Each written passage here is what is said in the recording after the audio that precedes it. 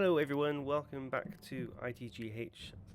We all know what it stands for, but I'm trying to be more friendly to younger ears, I suppose. This is the deck review video following the game against Robin and Hrothgorn, episode 5 I believe. And I am very pleased and privileged to welcome Tom Bond from Steel City. Hello Tom.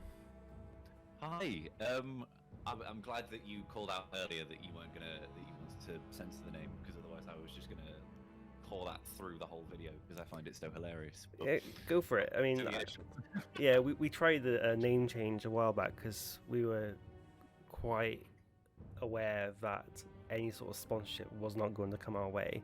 Not that we were in, not that it's in the pipeline, because we're still very small minnows, but trying to be future-proof essentially. So we changed to Glory Seekers, and Loz hated it. And obviously it's me and Loz, not just me. So we went back to Glory Hole because it's funny. And because it is funny. If people ask, because the original definition of a glory hole is the little cavern that you put pottery through in a kiln. There you go. And that's what I mean. Pottery's hilarious. Right? Yeah. But everyone knows what we're on about. But yeah, so in terms of just like, we still call ourselves Into the Glory Hole, and I still wear my Into the Glory Hole t-shirt with gleeful abandon, but we're changing it to ITGH just for the time being, just to see if anyone bites. But yeah. Sounds good. But yeah, so thank you very much for coming along. The idea of when I first did these videos was to have a third party critique effectively, and I wasn't really able to. I'll be frank, I did ask Mike to do it first, but at the time he wasn't able to commit either way, so I just plowed onto it. And then listening to your podcast, by the way, Tom and Mike do a podcast, Steel City Underworlds. It's very good. I don't have much time for many podcasts, and one of my friends does a podcast, and I just don't care for it. I feel bad. But yeah, I do like yours. I do like yours. It is handy, and you've been generous enough to give us a shout out a couple of times. And yeah, so I reached out to you. It wasn't that long ago, was it? It was like less than about a week ago. It was this week. I think it was this week. Yeah, and it just seemed like such a good idea. I think me and Mike have always wanted to do like demo games and things like that, but are too either lazy or incompetent. And then we've both really enjoyed watching yours, and for us as well, one of the ways we've learnt the best is having other people watch our games and watch other people's games, and like when you're separate from it, it's a lot easier to go, oh, well, maybe you should do this, or what made you make that decision. So actually having a medium to do that through someone else who's gone through the hard work of actually recording some games, it just seemed like a really cool opportunity. So I'm very grateful for you inviting me and letting me do it. Yeah, well, you may regret that, because I'm probably going to be running back to you every time I lose going forward. So, Tom, it happened again. Why do I keep doing this to myself? So, yeah. Could you listening to me? That'll be good. Yeah, so we have the Robin game up on the screen. You are in control, because we originally, well, the original plan was you're going to tell me off for bad things I've done, and then you're going to rip into shreds my deck. But I think you're going to be a bit more nuanced. No, it was a really good game to watch, actually. So, it's not a matchup I was super familiar with anyway, because I've not seen a lot of Ravagers play. So it was very interesting to just watch through a whole game of Ravagers, and then have a look at the deck and think about, which cards it's good to look at the deck, think, oh, what are these cards doing in, and then see them in the game and be like, oh, that's what they're doing. So it was really good, actually. So I've got like a couple of timestamps to go through, I guess, so that we don't just essentially rewatch the whole thing. Sure.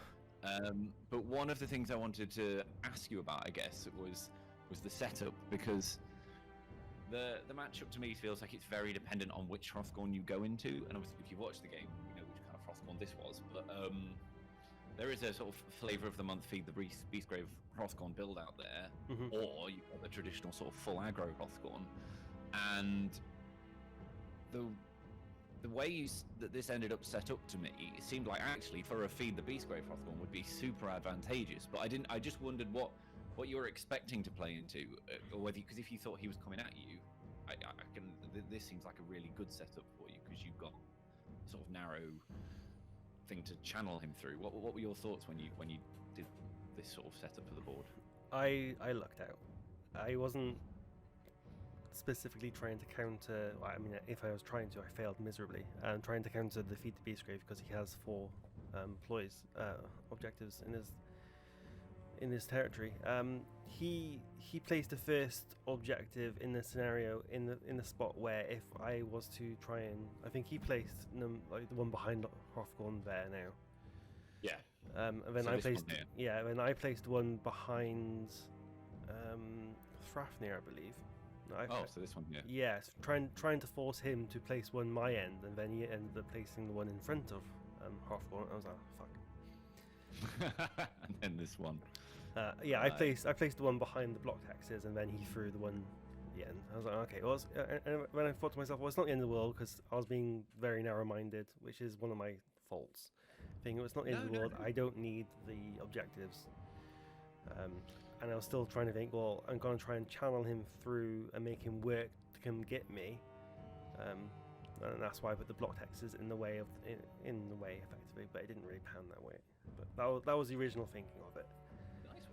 No, and I think that's it, isn't it? You sort of make your mind up at the start when you're going into these warbands, is whether you want to fight with the aim of taking down Hrothgorn or whether you want to kind of trade with him. So I think given the fact that Ravagers have a decent health pool and some high damage, you one of the warbands has actually got the option of going, right, I'm going to aim to bring Hrothgorn down. But sometimes you might even have to be like, right, if Hrothgorn's coming at me, I want to try and get to his backline to score some objectives and things. And it depends on the way you're going to play it, because sometimes when we're playing to the bigger boy warbands, I like to be a bit more wide, sort of full on, so that whichever side Hrothgorn commits to, you can kind of, or Mollog, you can skirt round the other side and take out the backline, and then you plow through there, and hopefully Hrothgorn misses 1 or 2 attacks, and you get much more on his backline because you've got models running around.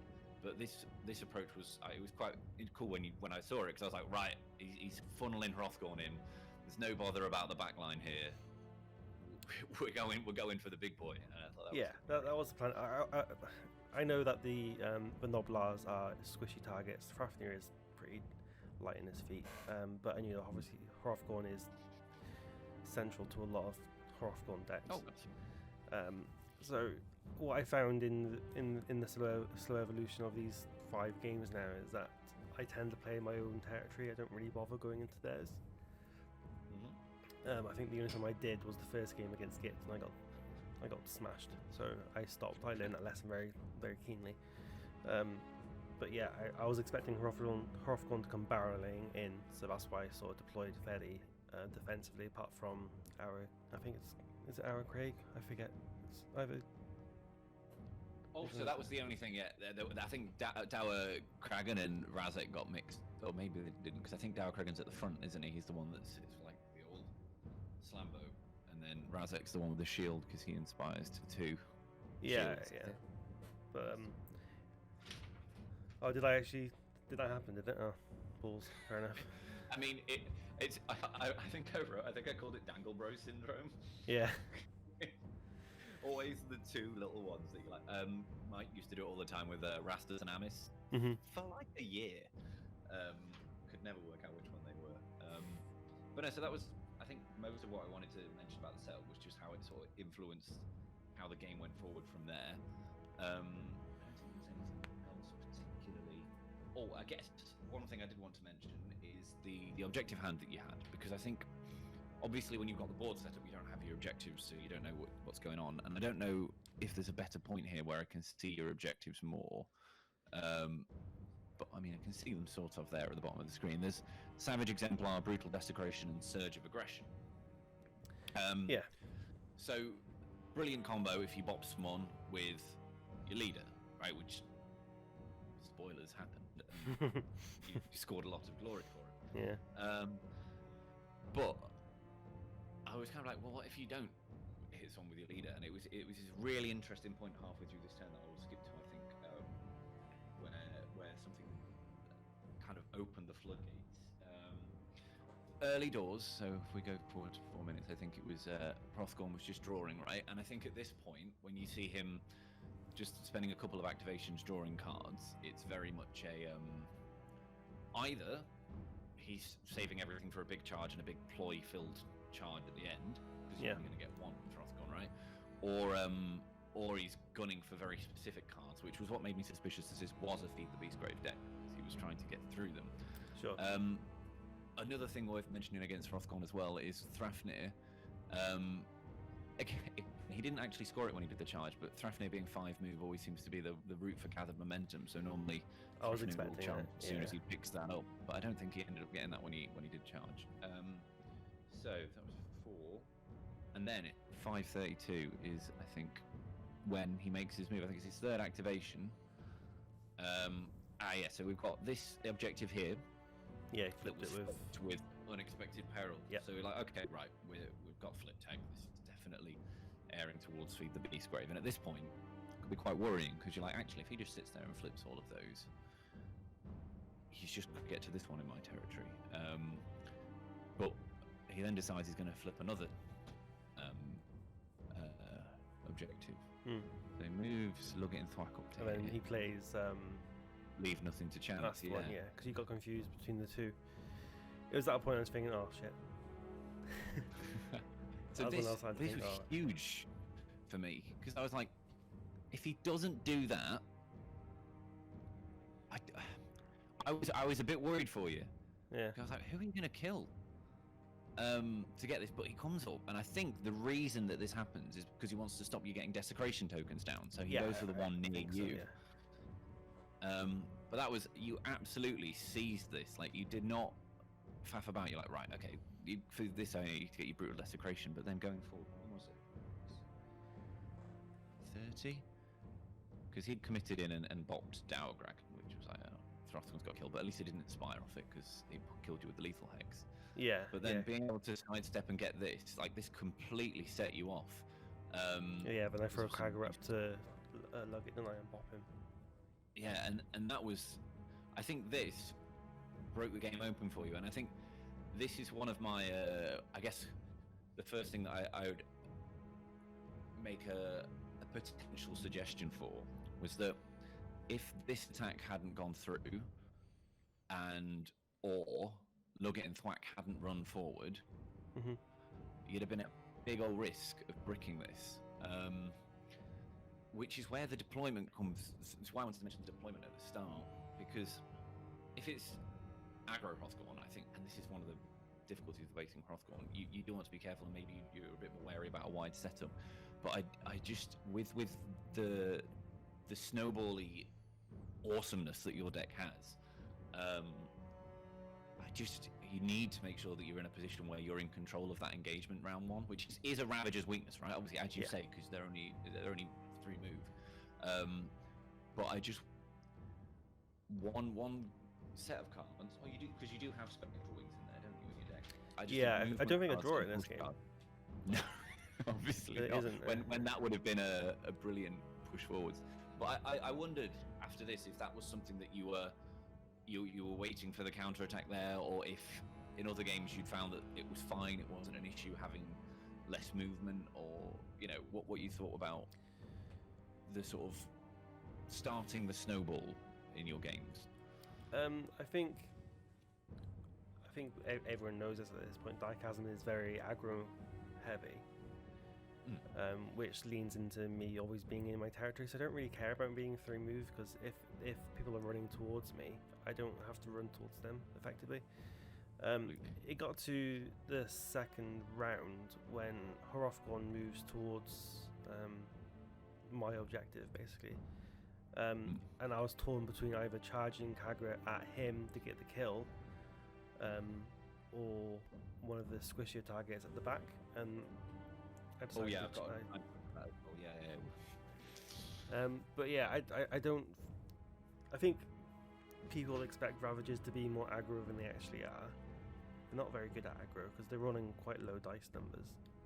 Yes, they're accurate, but 2 dice for me just doesn't cut it, which is why I love Victimize. It's the only sort of +1 dice card I can think of anyway. But yeah, I was very much counting on him to run at me, and the idea of it being staggered was to try and at least funnel it in the direction. Absolutely, and it worked out. It absolutely worked out. Like you held your nerve, and he came forward, and it allowed you to capitalise massively. I mean, from a feed the beast point of view, I think if Robin had gone and done that objective, that may have been a safer play for him. This would have been my call, but then obviously and having this, to be fair, you no way of knowing you had a movement boost. Like you had the sidestep to get in range. This was safe up until you played that, so that was really good. Then where's my next one? I mean, I feel like it's only fair to look at the amazing amount of scoring that then ensued after that. So when character pops off, she pops off, bless her. But it's just, I played a Vanguard game after this, and she was shit. It was painful. And the gauntlets as well, very good shout. There was a quick note I wanted to make. I think it was, it is about now. So you had to do this, right? Because you had On the Dark Road. So you had to play out your upgrades.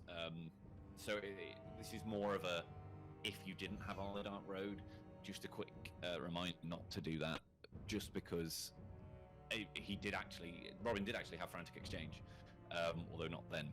So if you don't have to play the upgrades in that step before the end phase, I'd always hang fire, because you can sort of catch yourself doing it out of habit. But just in case the enemy's playing Frantic Exchange, unless you've got something, which you did have, you had On the Dark Road, so you absolutely had to play them, but always be aware that they might have Frantic Exchange. Okay, sure, yeah, okay.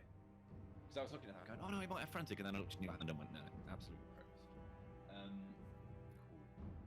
Cool. One, I was really sad. You binned Hellfire Sword. Where is it? 1309. Yeah. Somewhere around there. I mean, this I've not played with it. I just love that card so much. Me I too, really I love wanted it too. to like try a Noblar in the back or something. Yeah. I got rid of it. I was crying when I did it, but it was because Hrothgorn was within 3 and I didn't really have to worry about the range, and he was priority number 1. And I thought, well, after this point, if I kill Hrothgorn, I've only really got 1 extra attack afterwards, and I wasn't that bothered by it. Thinking about it, it probably could have helped, but I don't know. I don't think it would have changed anything, because I don't kill Hrothgorn until round 3, do I? Yes, and so this is one of the things. So there was one point where I think the paths that we would have taken maybe diverged, but there was I think there was a reason that things went the way they did, and I don't know where I'm running it down, but Robin even says it out loud. He's like, I probably shouldn't be doing this, and then bins Ferocious Resistance. Yeah, that won me the game. I was like, that's the card that means you don't get to kill Hrothgorn, because you even took him down by 1 wound, right? At one point, so he would have been able to heal, 4, 5, or had an opportunity at 4, 5, or 6 heals up. And if you'd sunk all of your upgrades and damage into hitting him, and he healed back Shrugged up, off, yeah. It would have. I think that would have changed the game massively. He did bin it, which meant that again you had another window where you could go, right, I've got even more of a chance now to take him down. So I think that was a really cool thing to recognise. Like, right, Ferocious Resistance is gone. That is a vulnerable ogre now. Yeah, we spoke about it after the game. I cut it for brevity because I was trying to get the length of the video down. And we rolled to see what he would have healed, and he only healed 1 anyway. So he would have been dead regardless. But yeah, I know what I mean. When he discarded it, I was like, okay, prime time, let's get on him. So I was hoping to at one point 1-2 punch Hrothgorn. And then I'm sure it's in one of your points. I can't do maths correctly. Because he had toughened hide on and the extra wound. So this is a point I think about deciding, and I guess this is less of a point about the game, because obviously end of round 1 you absolutely smashed it. You're loaded with glory. You got a huge payout from Lugget and Thwack, and Hrothgorn's not inspired. Like, it's a beautiful position to be in. So whenever I get, I think, to an end phase, I try and do. I don't always do it very well. Like a bit of a mental reset and go, right, how do I win this game? And more importantly, like, how do I lose it? And let me go forward to where your hand comes up that you have for round 2. Okay, here, so we can sort of see it now. So you've got Glorious Slaughter and Triumphant Hunt. both require you to have 3 enemy fighters dead, right? Yeah. So you killed 1. Frostgorn's here with, in theory, 8 wounds. Yeah. Possibly more if, 8 wounds if you kill him in 1, but he's going to, every attack he gets, in theory, an extra wound for because of this reduction. And then Kagu's in prime position to run in here, and I know you've already spoke about this. It's kind of like his loss condition is if Frostgorn dies, right? But, the objectives in your hand would require you to run at these people, and I think this is one of the reasons why I was sad to see the sword go, because Razak can have it equipped to him. So I thought, there's chances for him to run in and Kagra to run in, and Hrothgorn can't attack. Like if Kagra goes off, Hrothgorn's got to charge, right? So he's got 1 go, and I think he's still doing 1 damage. So basically, the Hrothgorn player's whole play this turn is I hit Zarshir. Yeah. So if at the start of your go you go, right, I lose Zarshir, that may score him 2, 3 glory. If I get some kills on the back line, I'm in for, Glorious Slaughter and Triumphant Hunt to come through. You're not bothered about desecrating tokens, but you might even be able to desecrate a few. Sure. So that was, I guess, an alternative. It was basically those 2 paths that you had, right? You were either going to go, right, am I going to trade my backline for his, or am I going to go hell for leather and take down the big boy? And I think, where's the big attack? Because you did do an absolute stonker where you equipped like every strength upgrade under the sun. Yeah. It was me trying to figure out how to kill him, because it is an attack action that takes out the leader to get primacy, and that's why I double checked. You mentioned about how our paths would have diverted or divulged, whatever the word is. That was what I was speaking about before, where I had the chance I would run into his backline and start bopping Noblars in the face or going for the big boy. And I went for the big boy because I'm not going to win Grand Clashes, clearly, because I made the wrong choice. Well, not the wrong choice, but not particularly the correct choice at the time. But when it came to Triumphant Hunt, because it requires the quarry mechanic, the keyword, I think. Is that right? Yes, it does. Absolutely. It requires one of them to be a quarry. And none of them do, so I had that written off, effectively. That's why I clarified with Hunter's Talisman whether or not it gave Hrothgorn a quarry. It doesn't. It makes everyone else a quarry, or if you target a quarry or something along those lines. But Hrothgorn makes everyone a quarry for sure. Yeah. And I think now, it's like you said, we've had the new cards come out. I think we've got some good replacements that try and come out potentially for you. Anyway. Yeah, for sure. It's definitely going to be a card I'm going to cut with the new deck, with the new cards that come out, because it requires quarry, and I have no mechanics in my deck to make anybody a quarry, I don't think. So it's a bit of, it's a great card if they make themselves a quarry, because it's 3 fighters out of action. But I think you struggle if you haven't got a way of guaranteeing it, like Hrothgorn has. Absolutely. Cool. So I want to get to this massive attack that you do, because It's going to be next, because I just drew Distraction and it required Distraction. Yeah. So I did Nightmare on the Shadow now to put him next to the so you lethal. push him, and then you start banging on. So you've got Gauntlet of Dominance for an extra damage. I might just play it because it will come up soon. You've got Gauntlet of Dominance. Where does it come? I think I play. It's this one, isn't it? Ruinous Ruinous Might. Might, yeah. Flying down, so that's another great strength, which is lovely. And then you bop him through for 4 because of Tough and Hide, and then 5 from the lethal. And then back into the lethal. You distracted him back in. Could have just used your Gauntlet, pulled him back in, and kept distraction. I always forget. I think I looked at it again and thought, I'm at fault because I see the Mortals Relics as basically it's just attacks to get every roll with the crown, because it requires the 2. So I always forget about their reactions. Okay, good point. Yeah.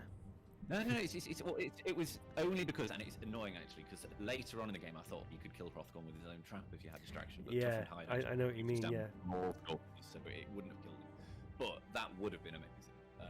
If he'd just been like, nope. That is a very good point. I'll speak to that about. I'll query that when I get a chance with Robin, because I don't know what he was planning when you ran that novel up and just threw the trap, didn't he? And he was nowhere near me, so I was like, well, okay. Yeah. All right. But no, it was just a little thing where I thought, like, especially as well, if even if you just if you're digging for cards, Crown of the Dead is amazing. Like, you can just put someone on guard or move it, and then you get a draw, which you know can be incredible in later stages of the game where actually you've only got 1 or 2 fighters left, and you want to make sure that their attack is as kitted out as it can be. But yeah, I did think, pull him back in with that and then push him again. You did. You battered him round. I mean, you can watch it. You just go in and absolutely smash him, and you were on like 6 million wounds as well, which is good. Yeah, like I said, I played Vanguard game afterwards, and it was it was against Crushers, and it was the direct opposite what happened against Morgok, because he had brutal reprisal, and then Berserk Fortitude, so he reduced it down, reduced my 6 damage attack to 4. He laughs, and then there's brutal reprisal. He has +1 damage, and he kills Kagra standing. Is like, okay, great. You still got 4. You still got 4 activations. So yeah, I was particularly, even though it didn't pay out as I was hoping, I was still quite pleased with how I did the damage I did. I was hoping, and I said that in the video, I was hoping to push him back into the lethal twice, but I couldn't. I was never going to get in the position to knock back into the 2. So. Yeah, I was looking around. I paused it for ages to see if I could find an angle where you could have pushed him through 2. But yeah, I like the use of knockback 1 because everyone forgets it's a thing, and the fact that you did knockback. Well, you took full advantage of it to get him through this and then back in. So, like I said, getting 6 damage on him with 1 attack, excellent. Because then he's obviously playing the whole game terrified that a stiff breeze is going to bring him down. Yeah, I think that it was at that point he was cursing getting rid of resistance, fierce resistance, but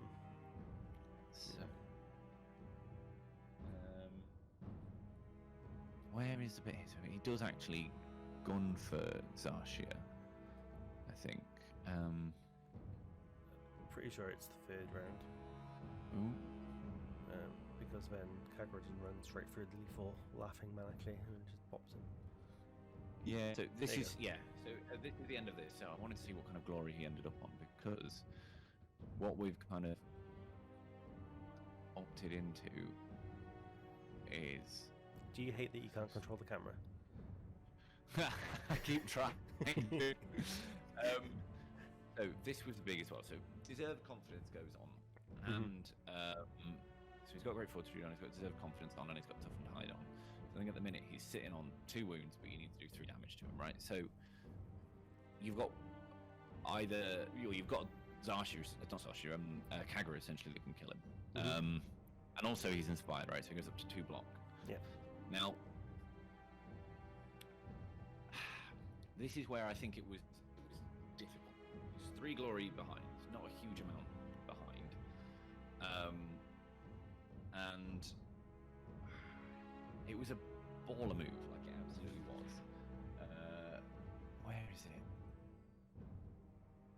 it? So yeah, we go through the end phase just to make sure I've not missed anything, because I need to make sure how close the glory was. He charged. I remember he charged with Fafnir and whiffed. Fafnir whiffed, but didn't score gathered momentum either, which was a shame. And because that again would have made things a little bit closer. I don't know if the deck had gathered momentum in it. So there was a final key point in this where you got to go first, I think. We're putting it down. Push. Yeah. 29-30. There you go. So I discarded so you didn't, Realm and Triumphant Hunt. Absolutely. Here we go. Here it is. So this is where he got rid of those and then instantly drew into the objectives for them. Yeah, yeah. He did say at the beginning of the match, like, he just plucked a deck from DB, and he couldn't make heads or tails as to what they were trying to get around. But apparently, it placed quite high in the Vassal Clash. Yeah, the Feed the Beastgrave decks work very well because they don't need to engage. They can hang back. So at this stage, you're actually only 2 glory ahead, right? Hrothgorn is inspired, and I think at this point he's doing 4 damage. I think he's got Sting on up there. And I still don't know if it's right or wrong, but you go for a charge. So you run down through the lethal because you have to. This is when we're rolling for first. So you do get the first turn. Yeah, win by like a bee's dick, effectively. Yeah. I love that turn of phrase. I'm definitely using that one. You win by a bee's dick. Yep. And you go to. So you've got 2 hands with a reroll. Oscorn's on 2 shields. This is 50-50. And if you miss this, I think you might lose. Oh yeah, for sure. And I'm just, again, up here, free win up here. Like, you get primacy, you get the kill. Down here, I mean, it's difficult, right? Because again, I don't know what you got in your hand. I don't know if you had Spectral Wings at that point. I didn't draw it. I didn't draw it. So yeah, that and this is, and again, I know your actual deck revolves around killing people in your territory. So I kind of feel like the style you have and the way that the deck is built to do this. So I don't begrudge the choice. But this bit came down to like 50-50 to win the game. Like, it's not a bad choice, but sometimes you'll make a 50-50 to win the game that if it doesn't go your way, it's fine, you've got options. But if this doesn't go through, he's got Hunter's Talisman on, so he's rolling 4 dice with a reroll, and he's not charged. So like, Kagra's going down, which gets him primacy, and then Razek either has to run through here to get an attack off, which wouldn't kill because he's got Toughened Hide and Deserved Confidence, or goes around through the lethal, which... Actually, if he does that, no, he can't knock you back. He's got Deserved Confidence, so you can't even knock him back into that at that point. Yeah. Fortunately, you absolutely battered him, and it was GG. I think from the point where you killed Hrothgorn. Yeah. Because I was debating, because I was going to go first regardless, because I knew that if I let him go first, he was going to kill somebody. Yes. But I was deliberating whether I wanted to try and draw a card to fetch Street Claws with Cleave, because obviously I knew how, and as it happened, it was the next card that I drew anyway. So if I had waited, but then if I did just draw a card, he would have just charged in with Hrothgorn and killed me regardless, and then that would have bricked me. So I think, the Noble Lord at the top is obviously a juicy target, but yeah, I think I don't regret doing it. I mean, it's easy to say it's great now because... Oh, here we go. So you did hit now. I can see your hand now. Sorry. Let me... Because I think you... Yeah, so you had to go... I think you're right. I think you had to go first. Well, you can even run it through, right?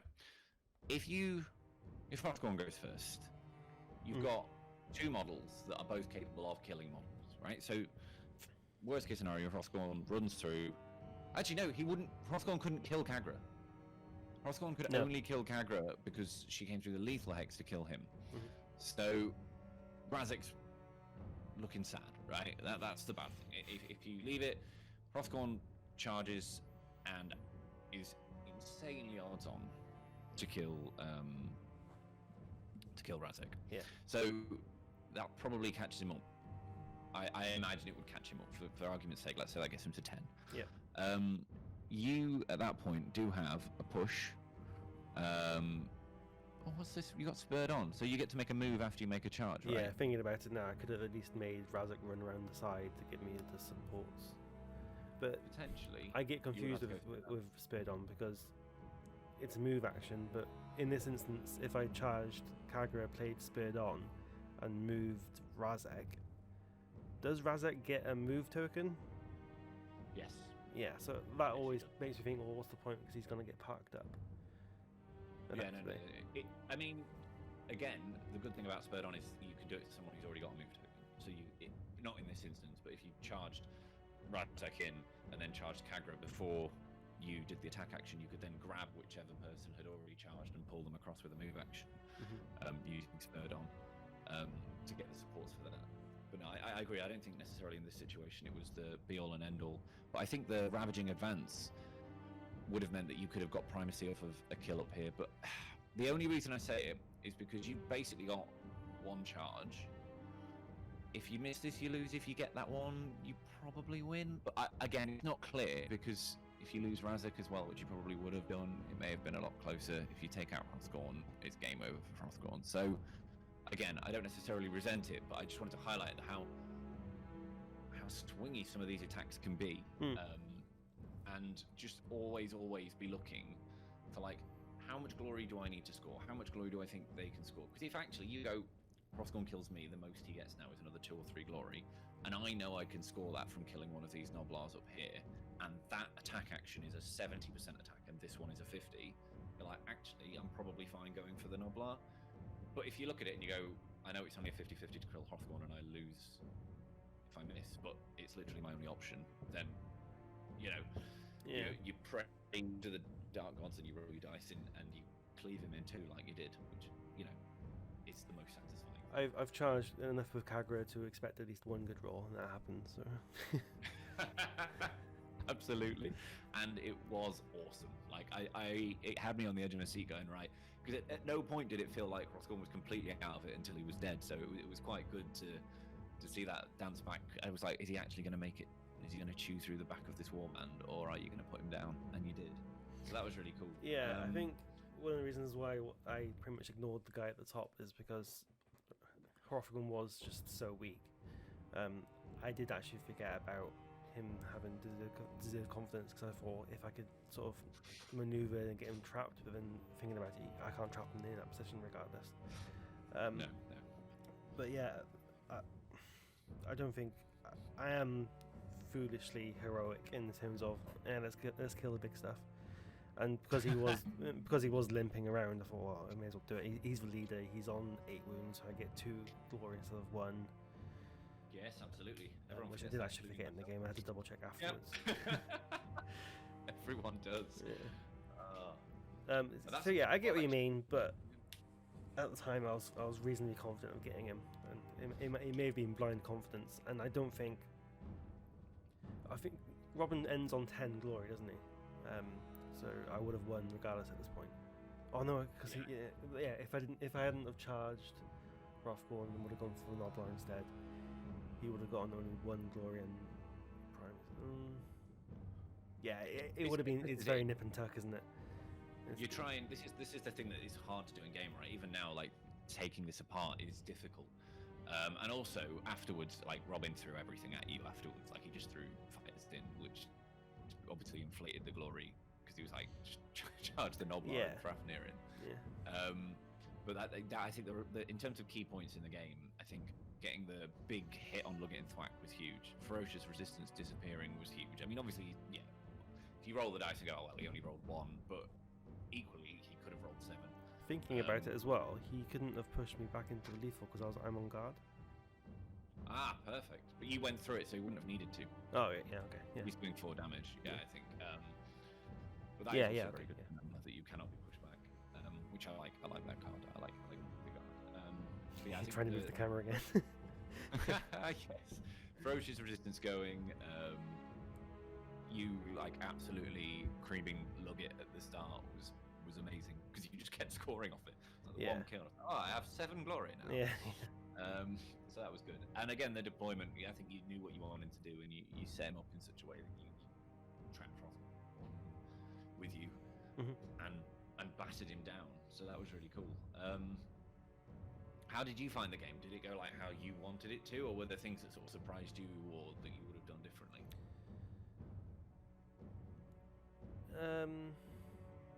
Yeah, it went well. I was really worried. I still am going to be worried because without calling Robin shit, because he's not, but it was a deck that he plucked off the internet. It wasn't one that he is used to. He'd never played it before. So, like, I respect Robin. He's a very good player. He played Hrothgorn against me. I think I mentioned it in the video. I went down to play with him and Pete ages ago, before lockdown, in fact, so it was over a year ago at this point. And I brought a Loot and Skaven deck, and he brought a Feed the Beastgrave Hrothgorn deck, and he battered me, as you can imagine. And so I said to him, I'm getting flashbacks, I'm worried about this. And it went quite well, but I think it helps that Robin didn't really have a grasp of the deck either. So against somebody who has been Hrothgorn through and through, someone like RG from The Agents, who plays Hrothgorn almost exclusively, it may have been a different game. I am, at this point, and I'm sure you're going to knock me back as soon as I say it, but I'm reasonably confident in the deck. I don't think it could have gone any worse in this game anyway. and I feel like I'm saying a lot of empty platitudes now. At the end of the day, it gets dark. You know, we're in this together. I don't know. Are you so sorry? I'm more than happy to. We can load the deck up. We can have a look at it if that's what you're aiming go for it. Nice. So I mean, you've already said that this is probably the weaker card, because obviously 3 enemy fighters isn't going to happen round 1, especially if you're playing in your own territory.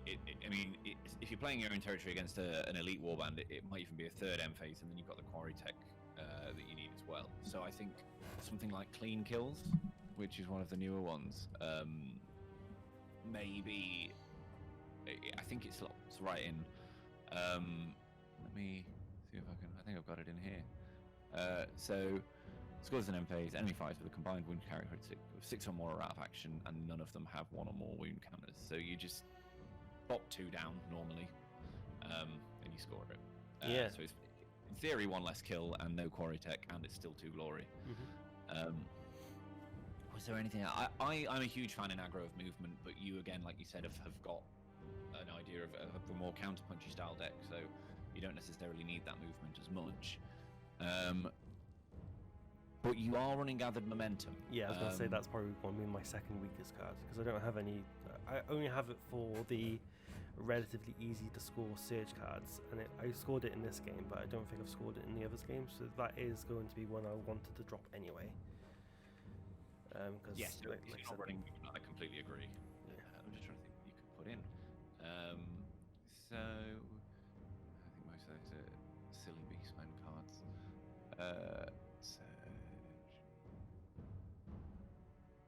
Right. Cheeky look through here. I don't think Bob Conquest is very good if you've only got range 1. Again, movement cards probably aren't for you. Let's see if there are any of the new ones that are. There are quite a few of the new ones I quite like the look of. I mean, there's 2 ways of going about it. You either go, we'll cycle gather momentum, or I'm a huge fan of Savage Speed. I absolutely love that card. But I understand it's not everyone's cup of tea. I think it gives you that flexibility. Like in that game, if you'd had Savage, it's always easy to say it in that situation if you had it, but it's ridiculous because you don't always draw cards in the order that you want them to. They don't always appear in your hand exactly where you want them to. More movement would allow you to circumnavigate a lethal hex, or make an easier choice about. It makes it easier to get to the back line with multiple people. So maybe if you get 2 people there, it's an easier decision than just lobbing Kagger in.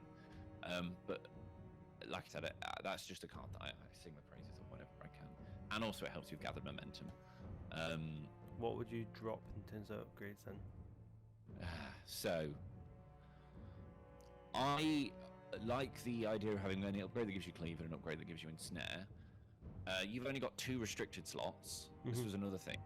I'd bang Strength of Terror in, because these Charike and Claws are great against specific defense characteristics. Strength of Terror, it doesn't matter what they're rolling, an extra dice is always going to make you more accurate.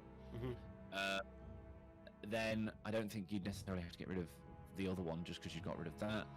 But if you wanted to put in some speed, I do like the guard, but again, most of the time you're only rolling 1 dice. Not getting knocked back is great, so that's what I was worried about more than anything else. It's trying to keep me on an objective. So I would either go grudging defense, or probably I love the sword too much to get rid of it, or probably the other one, because if you've got a reroll here and an extra dice, that's some good accuracy. You also got victimize here. Then you'd have, so that's your accuracy point. You've got damage in Ruinous Might and Gauntlet of Dominance, and then you would have speed in Savage Speed and the Spectral Wings that you've got. The other option, if you want speed, is if you're not getting much use out of Spurred On, or if you're not planning on desecrating much, because you said you don't really plan about inspiring. Yeah, I got the I have. Because you got that and your Various Realm. Yeah, so, which is why I pretty much have Rack for Land and Ritual, and I know it's based on me getting the cards. But if I I don't know. I think I have it more as a foil to try and throw people off. No, absolutely. So they see me first activation, desecrating a token, and think, oh, here we go. So then they all start moving on to objectives when they don't need to, or trying to protect their objectives, and it puts them on the back foot. Being able to throw people off and confuse them is amazing, right? Because you can cause them to waste activations. I think a lot of the time people now will mostly stick to their guns, mostly. And again, I'm the first one to say that deck builds are actually completely on preference. I don't think that there's necessarily hugely optimal deck builds. People play different ways, and a lot of people will play a deck that somebody will look at and go, how does that work? And like you say, you'll see it and it works. But if you did want more speed, and Rack the Land wasn't, I like Ritual Desecration because you get to inspire off it, so I really like that card. Yeah. But if you wanted a different gambit, there's a new clone of Spectral Wings that's just come out. It makes you a quarry. Makes you run away, doesn't it? Basically, it's like running away. Outrun Death. Outrun Death. Yeah, I did see that. And Ollie popped this out, and I think it's going to come out in our article about it. Also, you can make your enemy a quarry with it. You can choose a fighter. So if you're playing Victimize, you can just choose an enemy, make them a quarry. Oh, okay, yeah, that's definitely going in. You can reroll on it as well. So it's got a sweet little combo with Victimize, which you're seeing a lot of play because there aren't actually that many accuracy gambits at the minute. So Victimize is getting a lot. That's a great shout. Okay, that's going in. But I loved the game, honestly, mate. I thought you clearly know what you're doing with the deck. It's clearly a deck you're familiar with, and you played it really, really well. So it was a pleasure to watch, and it, not just a pleasure from like it was exciting. It was an exciting game. So yeah, and I liked the issues that or the decisions that had to be made as to whether you were going to commit to Hrothgorn or try and stamp on the Squidgy Noblars. I thought that was really interesting, and I don't think there is a right call. It's all about holding your nerve in the game and deciding where you're going to go and just committing. And you get that. Yeah, you were rewarded for it. The only thinking about it now, because at one point I completely disregard disaster as she's there, but I don't care if she dies, sort of thing. But it happened in the Vanguard game after this, where I actually tried to do spells with her, and she's really accurate, but obviously she has backlash when she fails an attack action. And then there's that Surge card. Is it Addicted to Power? Yeah, well, you get the 2 glory for it. It's like Uber Warning Shot just for her. Is it Addicted to Power where Yeah. It's the one where if you suffer backlash, you win, or you get a glory, or whatever it is. You get 2 glories. So if you take backlash and survive, it's a surge for 2 glory. Well, there you go. So I'm tempted. Yeah, I'm tempted to swap Gather Momentum for that. I'm gonna have fun editing this then to get rid of all that. I think it's fun. I think it's such a cool card, and I think when I made a deck for them, I put that in as well because of the fun. The issue is obviously as soon as somebody sees you playing that, it does paint a huge target on the back of your Squishy's Fire, in that they know that they can brick that card if they kill Zarshia. Yeah. Fortunately, not everyone is going to be like. Sometimes that's easier said than done. They can't always get to her, and if they do, they're not always hitting. And also, if they're not attacking Kagra, you might actually be happy with that. It might be nice for them to actually I've got to think about Zarshia as well, because otherwise he's just going to pull 2 glory out. I think I guarantee you'll hit every attack you ever make with her if you've got that card in your hand. Yeah, I know. It's the best accuracy card in the game. Absolutely. I think if I had, because I don't really care about Zarshia, so I don't really give 2 shits where I put her. If I had some sort of tactic with her, I would have been more considered where I would put her. So in this game, for instance, you've got where she is, or where she was, on the bottom left. Just hex. here. I would have put her in the far right hex. Okay, yeah. So she was, and playing to the whole counterpunch thing. So if Hrothgorn was to run in towards Kagra or whoever, arguably he's in range for Zarshia to throw a spell and hopefully get a headache from it. So absolutely. Yeah, that's it just seems in it that she's so squishy because her spells are some of the best in the game. They're absolutely nuts. Yeah, when the cards first got shown off for her, people were like, "Oh lol, she gets backlash for every failed spell. That's ridiculous." But it's like, yeah, but it's 2 lightning. She's really accurate. And it's only the attack action, isn't it, that she does it? So her 2 spells that are actually in. Yeah, it's only attack actions. Yeah, so her spells are great, but I found that. Yeah, you can't invest too much in her. I completely agree. It's a shame because, like I say, her spells are sick. Yeah. So there you go. Cool. So the immediate changes would be. I've forgotten already. Taking out. Sorry? Yeah, rack land. I put Outrun Death in for. Well, again, it depends if you want to keep Gathered Momentum. If you want to keep Gathered Momentum, I would take Outrun Death instead of Rack the Land, and that gives you 2 speed boosts. And I would consider trying to slot Savage Speed in where you want. I would definitely swap one of the either Cleave or Ensnare for Strength of Terror, just because it's universally good rather than you having to target the defensive characteristics. Yeah. The enemy has. So I think Strength of Terror and Outrun Death are just, I think they potentially straight upgrades. And then after that, it's all about preference. Just the way I play, I tend to like very fast-moving aggro so that I can pick who I'm attacking. Mm-hmm. But I really like the counter punch style as well, because you can lure them in, and then you can get supports, you can get the option of when you engage, you tend to be able to get a few more upgrades on as well. It's just I'm not as good as that, so I always play the speedy one. Yeah. The other consideration as well is that these are all best of 1 scenarios where when you play best of 3s, your opponent knows how you're going to play, how you're going to react in the second game or even the third game. And that's something I have to bear in mind. I don't know when I'm going to play best of 3, but it is something I want to try just to see how it would react. Because best of 1s are flash in the pans and they play differently. Especially when it comes to skirmishes, at least, because you don't really care about the replayability of, because you're trying to do a smash and grab of glory in best of 1s normally. Absolutely, and if you can trick your opponent, you can with a cheese in a best of 1. That's it. They've missed the boat. Yeah, and they haven't got a chance to make amends to it.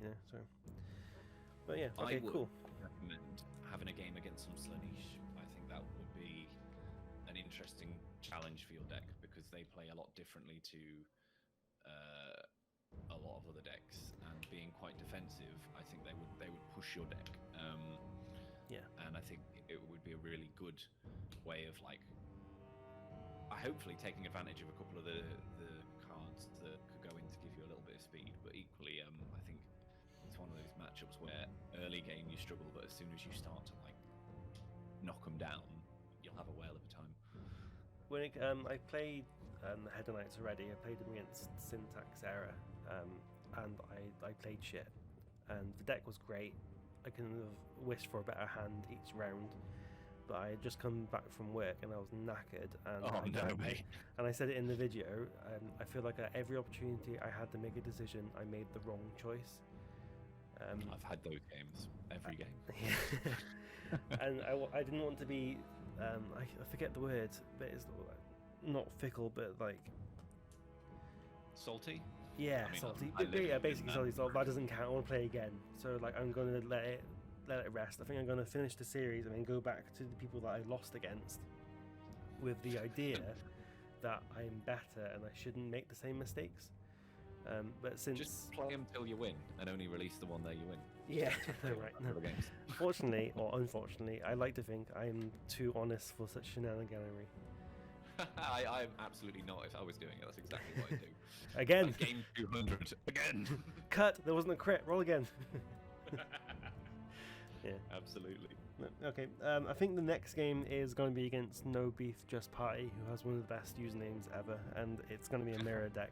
But he said from what he's seen, and he's purposely not looked at much, it's almost a complete opposite deck to mine. So it's going to be interesting to see how that mirror match works. Yes, that will be very exciting actually, and I'll love it because, like you said, they'll inspire. Yeah, whether I like it or not. Yeah. Yeah, thank you very much, Don. I do appreciate your time. I am going to quickly edit this and throw it up onto Patreon and then YouTube for tomorrow. And hopefully you will join me for the next one. Absolutely. It's been a pleasure, and I just think this is absolutely a great series. I think it's such a cool idea. So any way I can help or get involved, I'm very grateful. And feel free to tell me if any of my feedback does sound like a load of rubbish, because I literally make so many mistakes in my games as well. It's just nice to have someone to talk this stuff through with. Yeah, no, everything you raised has been considered, and I can't really scoff at anything you said. You haven't made any outlandish claims. Like, why haven't you charged with Zarsha? So, yeah. Why aren't you? Commit more. Melee range. So yeah. Why didn't you run over the tram? Yeah, it's right there. You could destroy the model. You get primacy for that. Yeah, okay. But yeah, thank you very much, and I'll speak to you soon, and we'll get you on again. Nice one. Thank you very much, Matt. Cheers. Thanks, Tom.